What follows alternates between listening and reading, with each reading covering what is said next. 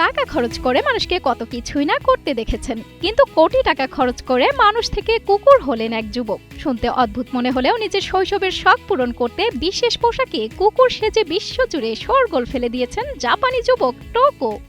সুস্থ জীবন, সুন্দর পৃথিবী। সোশ্যাল মিডিয়ায় খবর ছড়িয়ে পড়েছিল তিনি নাকি কোটি কোটি টাকা খরচ করে জটিল সার্জারির মাধ্যমে নিজেকে কুকুরে রূপান্তর করেছেন।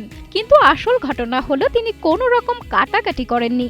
মূলত জ্যাপেট নামের একটি বিশেষ কস্টিউম কোম্পানিকে দিয়ে তিনি বানিয়ে নিয়েছেন রাবকলি, যাতে 4 কেজি ওজনের কুকুরের একটি হাইপার রিয়েলিস্টিক পোশাক।